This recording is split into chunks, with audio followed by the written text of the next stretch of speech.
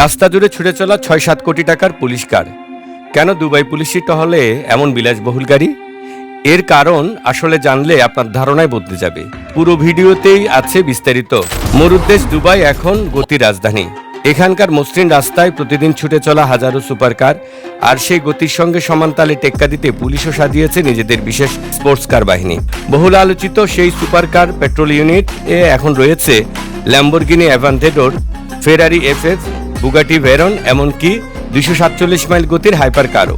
অতিরিক্ত গতি বা স্ট্রিট রেসিং প্রতিরোধে এইসব গাড়ি যেমন কার্যকর, তেমনি দুবাই পুলিশের একটি ব্র্যান্ড ইমেজও তৈরি করেছে।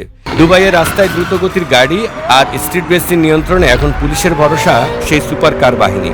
ল্যাম্বরগিনি, ফেরারি থেকে শুরু করে বুগাটি, এই হাইপার কারগুলো কয়েক সেকেন্ডে ২০০ কিলোমিটার পৌঁছতে পারে। ফলে পালিয়ে যাওয়া অপরাধীদের ধরা এখন আরো সহজ হয়েছে। কর্মকর্তাদের দাবি, গত কয়েক মাসে এই স্পোর্টস কার্স ইউনিটের কারণে উচ্চগতির গাড়ি সংশ্লিষ্ট অপরাধ দমনে উল্লেখযোগ্য সাফল্য এসেছে।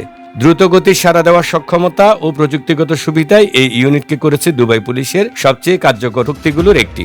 পর্যটকদের চোখে শহরের নিরাপত্তা ব্যবস্থা আরও আধুনিক ও আকর্ষণীয় হিসেবে উপস্থাপন করাই এই ইউনিট চালুর অন্যতম উদ্দেশ্য।